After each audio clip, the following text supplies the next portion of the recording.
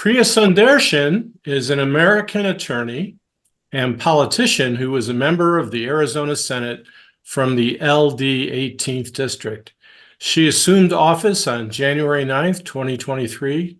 She was born to an Indian American family right here in Tucson.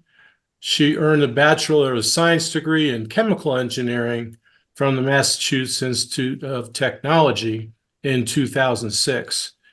She earned both a Juris Doctor from the University of Arizona, James E. Rogers College of Law, as well as a Master of Science in Natural Resource Economics, also from the University of Arizona.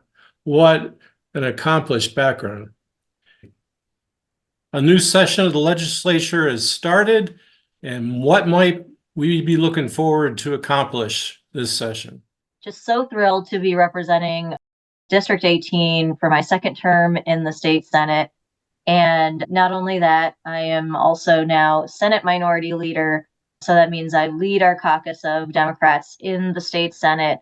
You are looking at very tired, Priya, already, but the session is very young. There's many more weeks to come. Today is a very rough day for Democrats across the country, and just kind of barely scratched the surface of seeing the headlines about what kind of executive orders are already being immediately put forward by the new president, and it's not great, and it's grim, and we knew it was going to be grim as soon as the November results were clear. And that makes our job as Democrats in every other part of government clear as any electeds, any non-electeds who are activists and advocates. Our job is clear, to be pointing out what is going on and fighting back and doing what we can to protect our neighbors who will be hurt. Some of us will be hurt by the federal trifecta that we now have. And at the state level, we have continued Republican majorities in the state legislature. Not just that, but with the wave that we saw in November, the Republicans gained a seat in the Senate and gained 2 seats in the House. We fought hard. We fought really well. We put everything we could into it, and the national wave overwhelmed us. Even though we lost a number of seats that we were contesting, we lost them within the Trump margin. We lost them by less than Trump won in those areas. And so I know that means that we made a difference. And had Trump not been on the ballot, would have been a very different outcome. That gives me hope for 26. But right now, let's focus on the more immediate, the here and now. We have this week just kicked off the legislative session for 2025. Monday was opening day. Lots of fun and, friends and family present as we had what is traditionally just friendly day. We've mostly agreed to set aside our partisan differences just to get sworn in and enjoy the kind of short-lived camaraderie, because we also know that it doesn't continue. We know that the fight is immediately at our doorstep. And the rest of the week, we proceeded to have committee hearings began. It always ends up being at a very slow start, with very few bills assigned to the committees. This week promises more of the same, because a lot of the Republicans decided to go to DC to celebrate. So there's a lot of canceled committees and a lot of light loads in terms of what bills got assigned to committees. That said, some very bad bills already were assigned to committees, and I would like to share with everyone the joint Democratic priorities that both our Senate caucus and our House caucus came together and said, these are the priority topics that we want to be showing Arizonans that we are fighting for. So these were priorities that largely stay very similar to our Democratic priorities, but we are also learning from this past election that complex messaging is not always the thing that is coming across to people or coming across to voters. And so what we have distilled here is in a more consolidated form. We kind of had a shorthand, which was housing, water, schools, which continue to be very top priorities, but had a shorthand, which was housing, water, schools, which continue to be very top priorities, but did not necessarily contain, when we have our Monday morning opening day press conference, we tick through a whole range of our priorities. It's always hard for any individual member to say, well, oh, our priorities involve X and Y and Z, and of course we must protect this community. All of that is still true. We also wanted to figure out how do we narrow it? How do we shorten it so that we can more easily remember this? So this is the graphic that we made that reflects our 6 consolidated priorities, that it still encompasses everything that we have fought for and will continue to fight for. But we want this to be much easier for ourselves, for media, for advocates and activists to be able to say, well, what are Democrats in our legislature fighting for? We're seeing that a lot of voters were, and many of us too, are concerned with affordability issues, and we're not seeing that really being addressed on the campaign trail. And so, a lot of our Democratic bills have always been geared towards addressing the issue of affordability. Here we are really making that kind of central and making sure that that is visible. So here, lower the cost of housing and childcare, make healthcare more affordable. Both of those are affordability central to the messaging, but it's also things that are ways that encompass the priority bills that we've been pushing, will continue to push, that talk about unchecked corporate greed that has caused the greedflation that you're seeing, especially when we're talking about housing. Some of the solutions that Democrats in the legislature have been putting forward, and the Republicans have never taken us up on, and if they do this session, are things like, trying to address the fact that there's so much private equity money, corporate ownership of housing in Arizona, and that is keeping these units off of the market or just simply unavailable to regular Arizonans to participate in. And we're talking both in the homeownership space and in the rental space.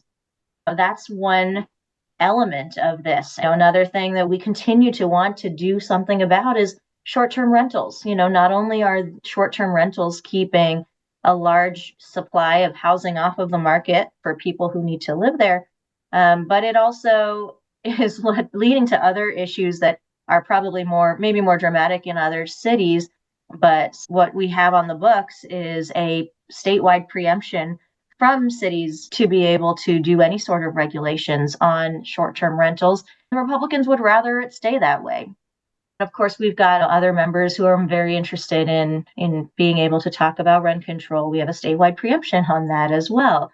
Childcare. This is something I like to go back to a lot. You all know I have 2 small children. Both of them are under 5. Both of them we're paying for daycare for, and it's really expensive. We're lucky that my kids have spots in daycare, both here in Tucson and in Phoenix, where we're heading as soon as this is over so that we can get set for the week. It's hard to find spots in daycare. It's expensive once you find those spots. And it makes it so that people are having to choose between getting childcare and having, quality early childhood education, which is the extremely beneficial value that I know my kids are getting when I send them to their daycare, or just staying home themselves and foregoing whatever income they might be able to earn because the cost of childcare is just so much. So that's one. Healthcare more affordable. One example there is we've had proposals to cap the cost of prescription drugs that, again, Republicans have refused to take up. We're putting that forward yet again. Secure Arizona's water future and championing clean air, including climate issues, is a big priority of mine, and I will be continuing to lead on that on those negotiations. So we will continue protecting rural groundwater space, where Arizona has just continued to allow this open access to anyone to pump water in our rural areas, no matter what damage it's causing existing residents. Often we're seeing that's large corporations who are able to do that, and often out-of-state corporations. And thankfully, Attorney General Mays has been filing some lawsuits in that space. Governor Hobbs recently declared the AMA, the Active Management Area, in Wilcox. That's not the preferred management system by the Wilcox residents, but the legislature so far has failed to get us something that is better suited for rural areas, and one that will actually protect rural residents and small family farms, and the people's ability to pass on their land to the next generation. So that's what we're really focused on. Clean air and climate, man, there's so much that Arizona is behind. Let's not even get into the Corporation Commission space, but at the legislative level, at the very least, we have a preemption on the books that prevents the measurement of greenhouse gases to be able to actually look at what kinds it has on climate. So that's like our very basic level. Hey, can we at least just remove that? That's, in the negative direction, and something we really cannot afford to continue to have. Safeguarding our right to vote, voting rights, you all know, is very, very important to me as well. I am no longer on the Senate Elections Committee, which makes me very sad. I had to divest myself of a lot of my fun committees because I'm now leader, but definitely have an eye on this all the time. In fact, this was a bill. One of the major bills this week that went through committee is President Peterson's SB 1011. And the fact that it is introduced by the Senate president gives an indication of the priority that the Senate especially is placing on this proposal. So it really worries me. It already passed out of committee, so next step is going to be the Senate floor. And the thing about it is, it's driven by this supposed desire to get the elections counted faster. And there may be some things that even Democrats will agree on that can get elections to be counted faster, but nothing that limits voters' access. And that's the problem with 1011, is that the main proposal there means that you would not be able to turn in your ballot to drop it off after Friday at 7 p.m. So that is cutting off 4 days in which voters normally would have to be able to turn their ballot in. It's too late to mail it at that point, right? Often when we're going out and telling folks to vote, we're saying at this moment in time, it's too late to mail your ballot in. Just go any drop box, any voting location, drop it off. This would prevent that from occurring. So that's gonna lead to a huge amount of voter suppression. The only way a person would be able to vote after that point would be to stand in line on election day and fill out on a completely new ballot. So now the lines are going to be even longer. One, because you're transferring all these extra people into the line with everyone else who's going in for election day voting. And two, now they have to go in line and then get a new ballot and then fill it out. So that's additional time as well. So that's something that really, really concerns me. Keep an eye out for it, everyone. If you're on RTS, please weigh in. The thing about it, too, is there's other aspects of the bill that are reflected in the Democratic proposal. So we have a Democratic plan basically saying, if you really want to just have elections be counted faster, there are ways we can do this. And honestly, many of the proposals in our Democratic plan are proposals that Republicans had previously introduced. So it's not like these are Democratic ideas. These are just common sense ideas that we can agree to. It's just none of, these are the plans, these are the pieces that would not lead to voter suppression or lead to people being turned away from voting. And then, of course, ensure our tax dollars provide a high quality public education for all. That just remains such an important priority for our Senate and House Democrats. The ESA voucher issue has not gotten fixed in any significant way. It's now becoming $1 billion a year expense for the state, which comes out of public education funding. Even before vouchers were passed, we were not funding our public education system in the way that it needed to. Then we passed universal ESA vouchers, and now an additional $1 billion are being redirected away from the public education system.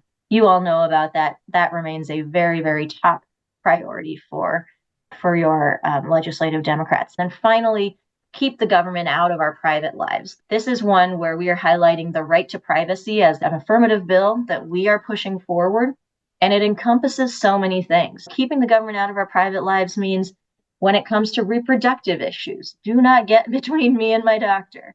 When it comes to LGBT issues, we don't need the government telling us who we should be marrying or who we're allowed to spend our lives with. Honestly, we don't need the government asking questions about what gender we should be declaring, right? These are all things that we don't need the government to be interfering with our private lives. This just encompasses so much of our personal freedoms and our personal rights. So those are our democratic priorities. Like I said, I will continue to be very interested in the things that I've always been interested, but with the added layer that I'm now the Senate Democratic leader. That means I now have other additional responsibilities like caucus management and trying to make sure everyone gets along, which is surprisingly not always easy. Now I'm our leader. I'm interfacing with the governor and her team a lot more directly on behalf of my caucus. That's a great responsibility. I'm thrilled and honored and also scared to be taking on this really important role. But hopefully it will go well. But yeah, again, my major priorities are water and voting rights. Those are in terms of my own personal expertise. I've transferred the voting rights piece over to Senator Annalise Ortiz, who is now the ranking member on the Senate Elections Committee, and I think she will do a fantastic job and has been. She is and will be doing a fantastic job as ranking member on that committee. I'll probably continue to, make some speeches on the floor about it because I do still care. And then water, of course, I will have to be a key negotiator just because I am the foremost expert in my caucus on these issues. So we'll absolutely need to be, plugged in on anything. I hope and expect that we will actually see some bipartisan action there because I think in the rural groundwater space, Republicans are seeing that they can't run away from the issue. They're hearing from their residents and including their fellow Republicans that this issue needs to be addressed and we can't just keep ignoring it. So I'll continue to be working on that. Okay. Are you ready for some questions? Yeah, I guess I'll pause there and take some questions. Yeah. Priya, I'm going to lead off with a question that seems like it's been more in the news, and that's the famous phrase, from toilet to tap. So with your scientific background, what can you tell us about that? Well, my scientific background is far in the past, so I now rely on the actual hydrologists now. But I think that the phrase toilet to tap is maybe doing more harm than good because every molecule of water have ever drunk has been recycled through millennia, through dinosaurs, etc. Even the groundwater that has been sitting in our aquifers for thousands of years at some point has made its way through the water cycle. But it's a good question because I've seen some of the headlines about Tucson water going in that direction. And it's, actually also following Scottsdale and Phoenix have been making some big investments in that too. And it's smart. We're in an era where water is not going to be easy to obtain anymore. In December, I went to the Colorado River Conference in Las Vegas and heard the upper basin panel and the lower basin panel. As an Arizonan, lots of sympathy for the lower basin perspective. So the lower basin is us, Arizona, California, and Nevada, and we're actually all surprisingly friends now because we're all in this together as the lower basin. Right now, we are in this discussion with the upper basin states, which is Utah, Colorado, Wyoming, New Mexico. That's where the main disagreement is, and it's a pretty intractable one right now. We do have to see what the new presidency means in terms of changing the dynamics on the Colorado River, but so far it's been a stalemate kind of thing.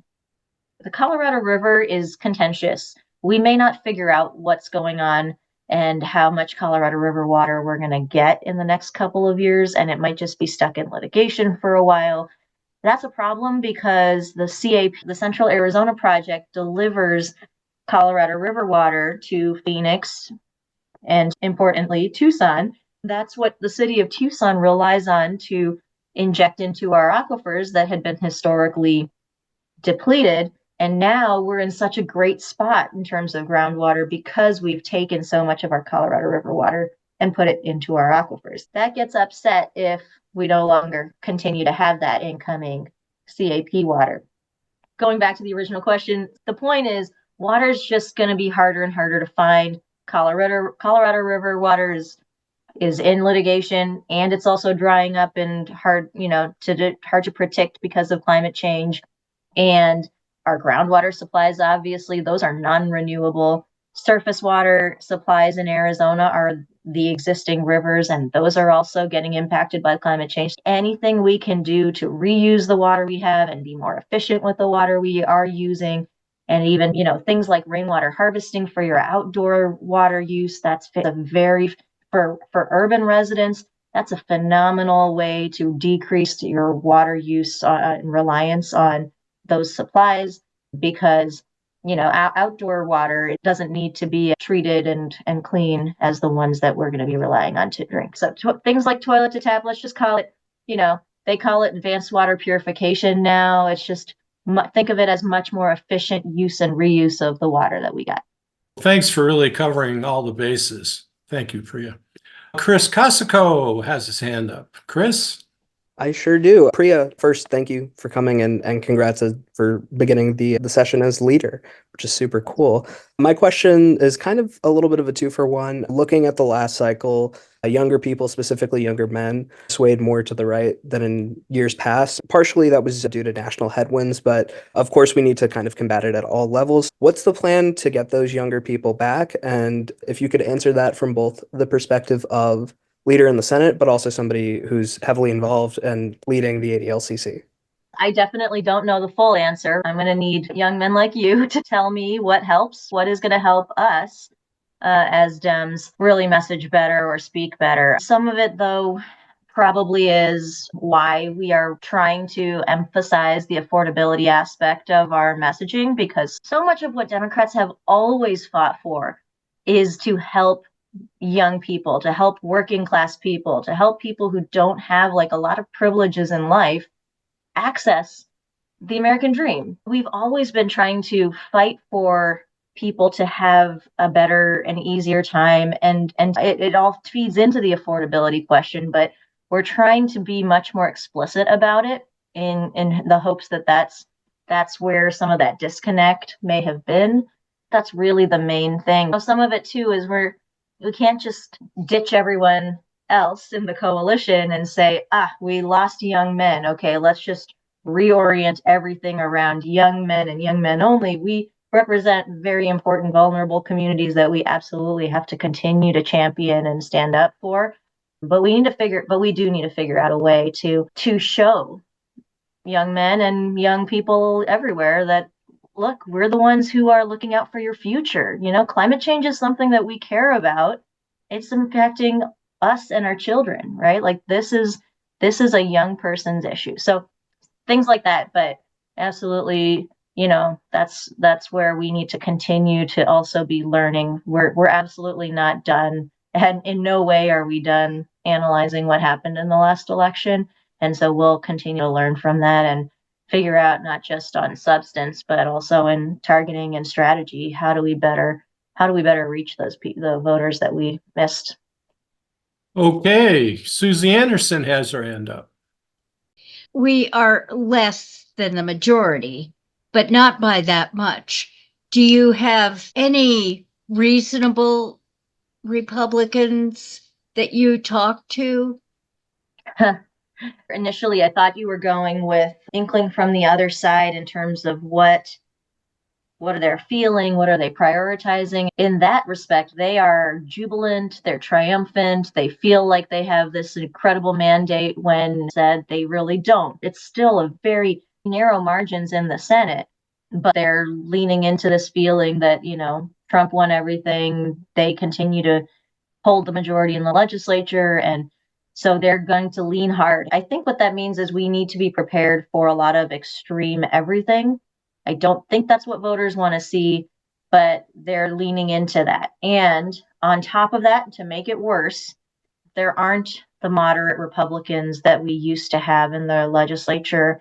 In the state Senate, Ken Bennett. And I know longtime Arizonans who've paid attention to state politics know that Ken Bennett is not really a moderate Republican. He's been a longtime conservative Republican. It's just that the way the party has shifted, he's found himself somehow closer to us.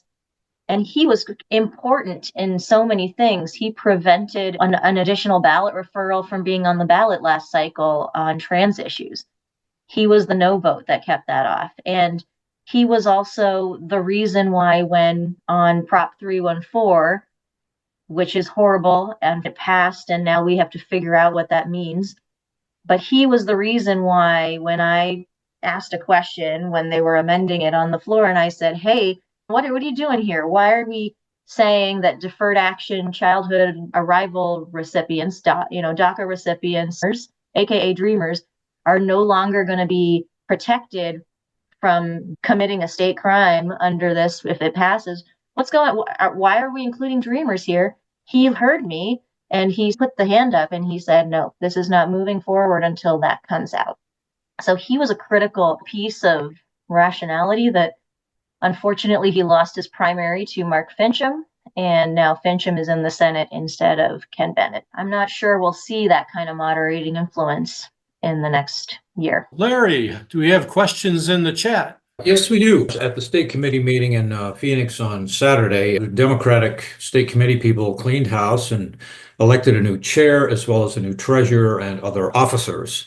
And James Stevenson wants to know, do you have any observations about the weekend state Democratic Party election results? My main observation is just that the desire for change probably means that the state party needs to be a bit more transparent to the board and just the general populace about what is happening, maybe what is happening specifically with finances, or just generally more transparency overall, because I feel that may be where a lot of the feeling came from. Otherwise, there is some level of continuity in the party because even the newly elected chair has been a vice chair of the party.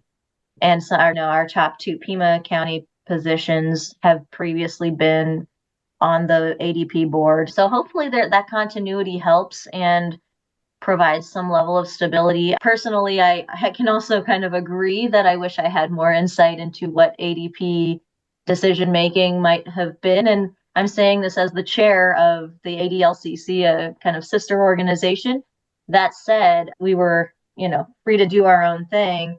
And ADP has been supportive of us. I think that's the important role that it plays is in bringing in money, and especially from national donors and the national DNC, and allocating it where it needs to go. The more that maybe comes to ADLCC's way, the better, because we had a very, very good kind of structure.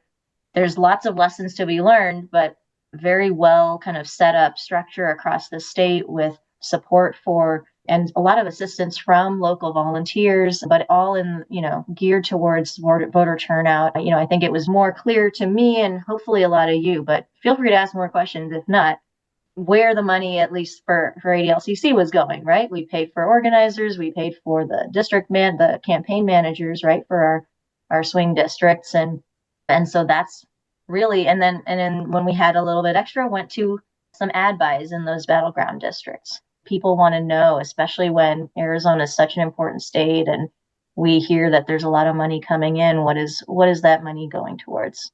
A follow-up question in line with that comes from Mike Bryan. Wants to know what you, as one of the leaders of the Arizona Democratic Legislative Campaign Committee, better known as the ADLCC, what lessons did you learn this cycle as chair of the LDADC? I would add my own question. ADLCC has been in operation since 2015 and has never once flipped the legislature. Do you see a similar turnover or a change in transparency for the ADLCC going forward? So to Mike's question first, what lessons did I learn as chair of ADLCC? The biggest lesson that, no matter how much I am living day in and day out, the legislative life and what goes on at the state capitol, and that so many of the active volunteers and advocates who are helping know about the importance of our legislative races. The average voter doesn't even know that we have a state legislature. When we're at the doors, they're kind of like, wait, so are you the people going to DC? What are you challenging Mark Kelly? What is this? It's a continual education effort to just remind voters that we have a state level legislature, and that's what this is about, and that Democrats are so close in numbers at the state level. I was impressed by the staff I worked with, how competent they really were, and also mind boggled at how expensive it is to run a very coordinated statewide operation, even just focused on the state legislature as it was. And we'll continue that. So, Larry, to your questions, we are absolutely going to be looking again, but we're still going to be collecting the data about the last election and analyzing it and diving in. However, I don't think we need a wholesale revision of tactics. Yes, ADLCC since 2015 has been working to gain Democratic presence at the legislature. And that started back when the Democrats were in super minorities in the state legislature. So overall, the trajectory of the work ADLCC has done has really been very fruitful. We did not succeed in our goal to flip the legislature this cycle. The Trump wave was just hard to combat. I truly, though, do believe that we had such a smart, competent operation. Had Trump not been on the ballot, nationalized election really just overwhelms voters' abilities to distinguish between Democrats at the federal level and Democrats down the ballot. We would have been a lot more successful had we not had that. We will learn a lot more when we do analyze the data, but I'm also very hopeful because Trump manages to sell people on a bunch of lies. And as soon as he gets in, the chaos sets in and people know, and people will start to be able to connect the dots. Trump and Republicans are in charge, and this is what's causing the chaos.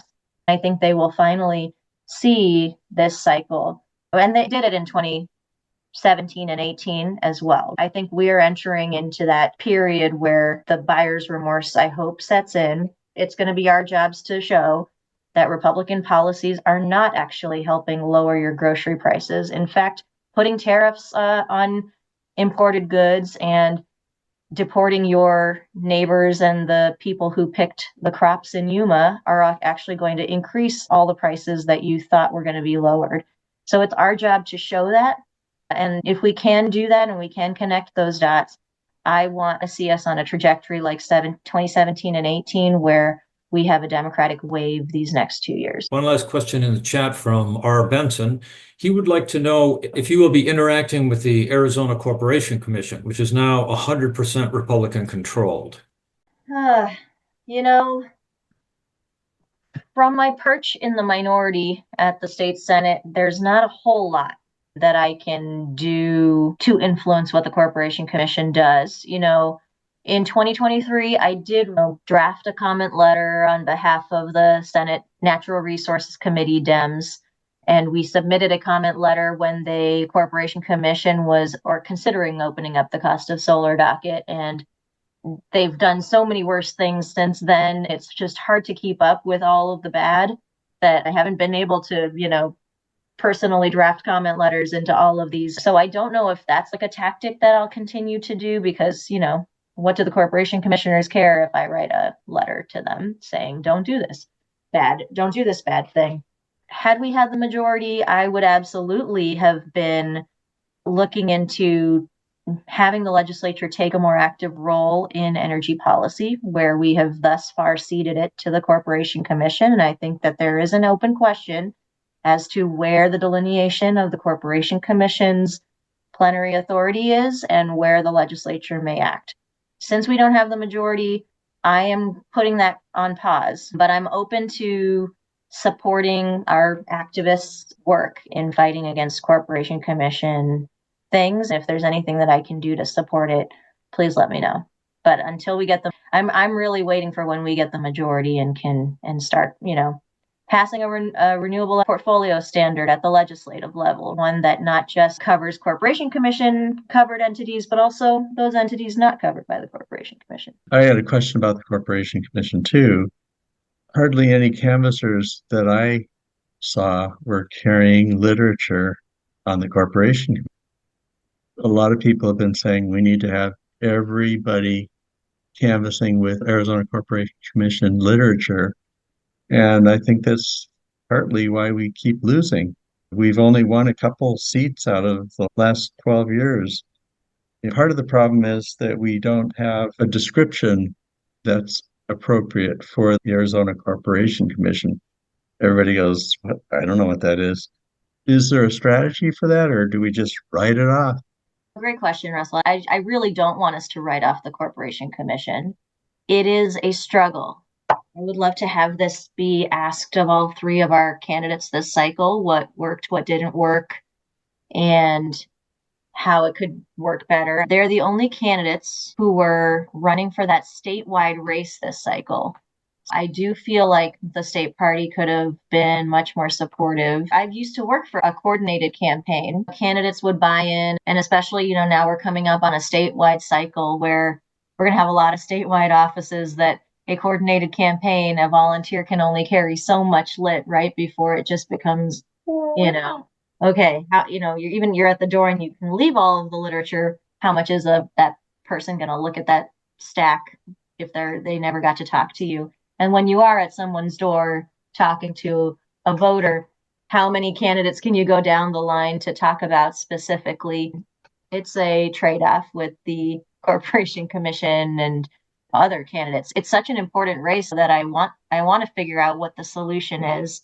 There's always often the discussion too about, do you run as a traditional candidate or do you run as a clean candidate? And with the Corporation Commission race being the one race where the Clean Elections Commission comes in with a significant amount of money that can do some, but that also prevents you, if you run clean, from being able to coordinate with the party too much until a certain point.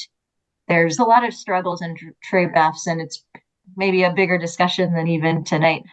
Larry, anything else in the chat room? Yes, we have a question from Patricia Weedoff. She would like to know, do you have any information on firearms bills in the legislature? I understand that Wendy Rogers has introduced a bill to allow school employees to carry firearms.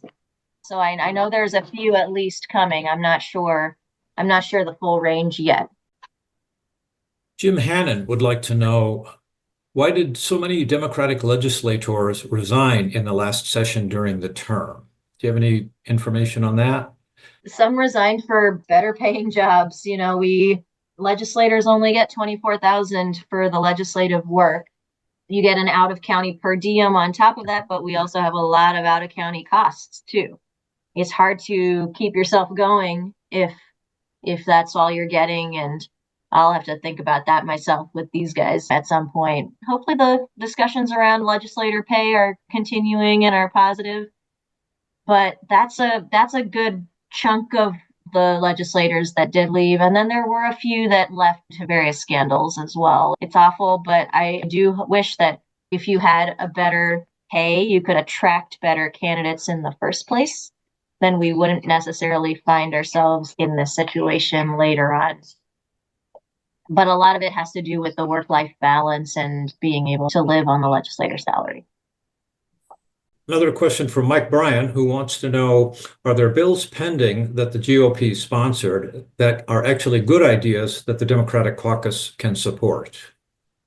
I read the CEBV summary this morning, and I saw that there is a Senator Kavanaugh bill to allow school board members to collect their signatures online through eQual, which is very, easy to do, and more candidates should have that online collection capability.